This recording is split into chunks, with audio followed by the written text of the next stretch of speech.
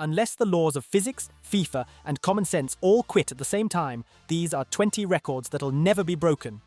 Let's get to it. Arsenal's Invincibles. 2003 to 2004, Arsenal went to war with the Premier League and didn't lose once. 38 games, 0 defeats. Wenger's team didn't just win games, they walked into stadiums like they were bulletproof. Thierry Henry was gliding, Bergkamp was painting, and Vieira was eating midfielders alive. They finished the season with 26 wins and 12 draws. They didn't sneak this record, they owned it. It was so iconic, the league literally gave them a golden trophy. That's how rare this is. Since then, clubs have had better squads, deeper pockets, and even VAR. Still, nobody's done it. Liverpool got close in 2019, lost to Watford. City had 100 points once, still lost 2 games. This league is chaotic now. Fatigue, injuries, 3 games a week. Going unbeaten across 38 is not just hard, it's practically extinct. Chelsea's 15 goals conceded in a season, 2004 to 2005. Mourinho came in like a Bond villain.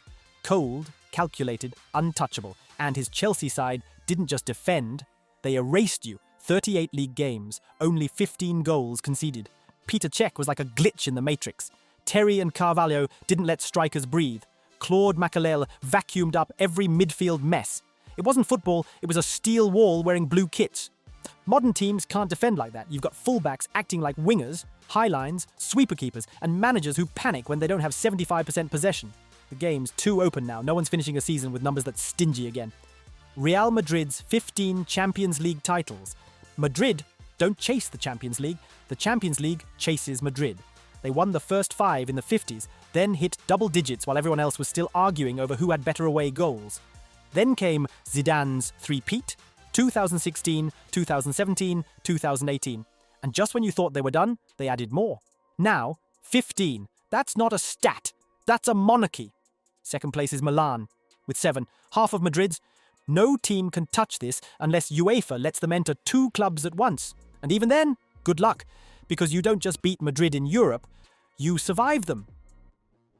Messi's 91 goals in 1 calendar year. 2012, Messi broke reality. 91 goals in a single year. 79 for Barcelona, 12 for Argentina. He wasn't just scoring, he was speed-running football. Every game, goal. Every stadium, silence. Defenders didn't even foul him. They just watched him score. 7.5 goals per month. That's a hat-trick every other week, just casually. And this wasn't the Saudi League. These were La Liga, Champions League, and World Cup qualifiers. No players come close. Not Ronaldo, not Mbappe, not even cheat codes. You're not beating this record unless you clone him. Sadio Mane's fastest hat-trick. 2 minutes and 56 seconds. That's how long it took Sadio Mane to score 3 times against Aston Villa. May 16th, 2015. The Premier League blinked, and Mane finished a hat-trick. He didn't even celebrate much. Just ran back, business as usual. The defenders were still checking their laces. By the time you say VAR check, the ball's already in the net again. Nobody's doing this again unless someone puts jet fuel in their boots. This wasn't just fast, it was rude. Dani Alves Trophy Cabinet. 43 official trophies. That's not a football career, that's a lifetime achievement collection. Barcelona, Brazil, Sevilla, Juventus, PSG. Wherever Dani Alves went, he left with silverware. He didn't even care if it was a big final or some random Super Cup. He just collected them like Pokemon. His trophy haul is so ridiculous, most players would need 3 careers to match it. No modern players going that long, that wide, and that consistent again. Danny's record isn't just safe, it's insured. Manchester City's 4 straight Premier League titles. 2021 to 2024. City didn't just win titles, they made the Premier League boring. 4 in a row. Pep turned the most chaotic league in the world into his personal simulator. 90-plus points every season. No slip-ups, no burnout, just surgical precision. Haaland was eating, De Bruyne was cooking, and the bench could win a cup on its own. Even Sir Alex never did 4 straight. Klopp tried, Arteta prayed. Didn't matter. The league belongs to Pep until he gets bored, and repeating 4 in a row, that's a mountain nobody's climbing again. Chelsea holding all international club trophies. Chelsea did something no other club has managed. They completed football. Champions League? Check. Europa League? Check. Super Cup, Cup Winners' Cup, Club World Cup, all done. Different decades, different managers, different squads, same badge. They basically finished every European side quest available. And here's the catch. Some of those tournaments don't even exist anymore, so good luck catching up when the trophies are literally discontinued. Chelsea didn't just win, they locked the cabinet behind them. Rogerio Coutinhos, 131 goals as a goalkeeper.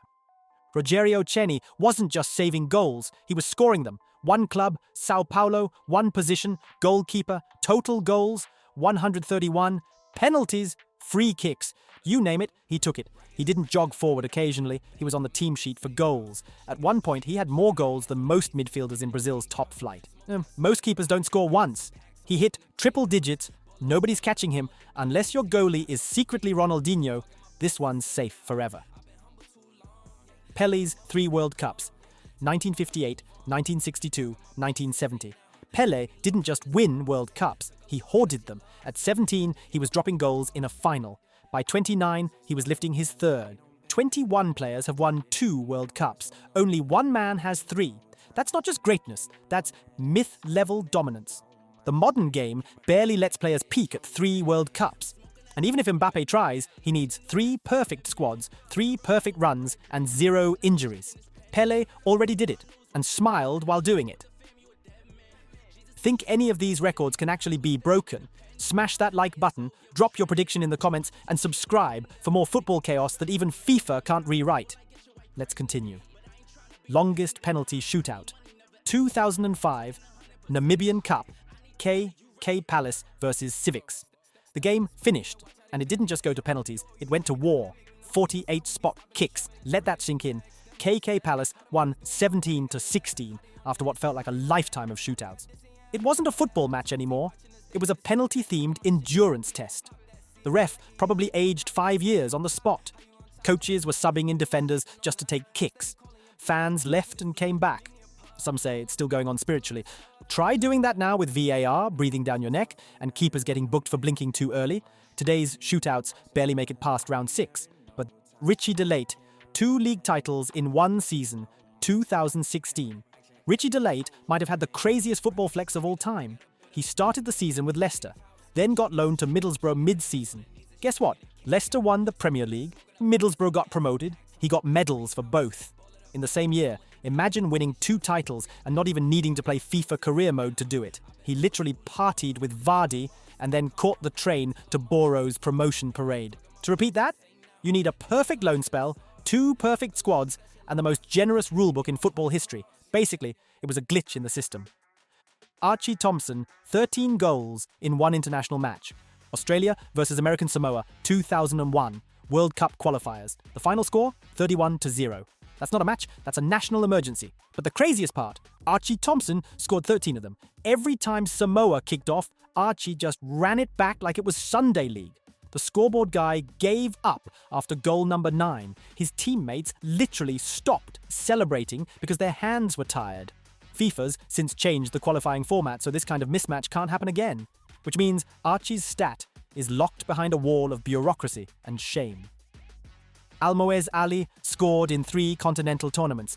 You've heard of players scoring across leagues. Almo Ali scored across confederations. AFC Asian Cup 2019, Copa America 2019, Gold Cup 2021. 3 goals, 3 tournaments, 3 different continents. Qatar got invited to everything but the Met Gala that year, and Ali made sure to leave a mark in each.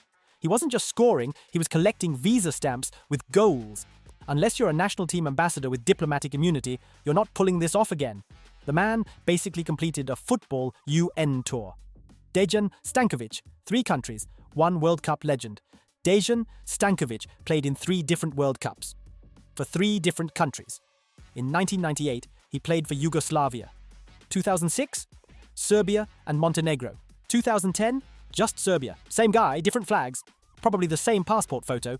It wasn't transfers, it was history collapsing and rebuilding around him. Name another player whose international teammates kept changing because of geopolitical tension. For this to happen again, you'd need 3 country breakups, a player with a 15-year shelf life, and 0 paperwork issues. Basically, it's football's version of time travel.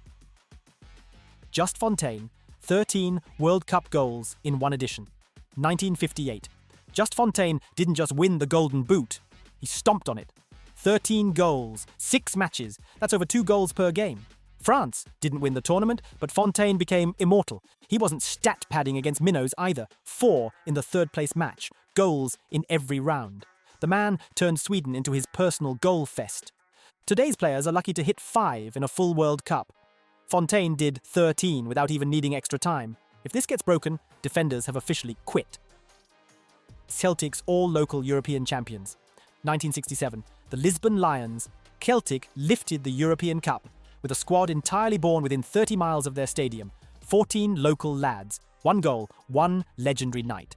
This wasn't just real, it was the ultimate youth academy flex. No transfers, no foreign stars, just hometown heroes beating European giants like Inter Milan. Today, clubs scout players from 6 continents before breakfast. Building a Champions League winning squad out of 1 zip code? Nah, you'd get relegated for trying. Derby County worst Premier League season. 2007 to 2008. Derby County entered the Premier League and immediately became its punchline. 1 win, 11 points, 38 games. It wasn't a season, it was a live experiment in suffering. They conceded 89 goals, scored 20. Their top scorer had 4. That's 1 every 10 matches. Managers came and went. Tactics changed. Nothing worked. Even Sunderland clapped for them. Since then, teams fight like animals just to get 25 points and survive. Derby didn't survive. They barely existed. It's a record no one wants and no one will touch. Leverkusen's 51-match unbeaten run, 2023 to 2024. Bayer Leverkusen went from meme to menace. 51 matches unbeaten across Bundesliga, Europa League and DFB Pokal. Not even prime Bayern managed this. Xabi Alonso turned them into a machine. No big-name stars, just fluid football and a squad that forgot how to lose. They didn't just beat teams, they made everyone nervous. Their only loss was the Europa League final. Even that felt like a glitch. In modern football, where fixture lists destroy squads and injuries pop like popcorn, this run might be the last of its kind. Gareth Barry, 652 Premier League appearances. Gareth Barry didn't chase fame, he chased availability. 652 appearances. That's almost 17 full seasons of Premier League football. No major injuries, no drama, just turn up, play, repeat. He did it for Villa, City, Everton and West Brom. He didn't need headlines, he just needed a kit.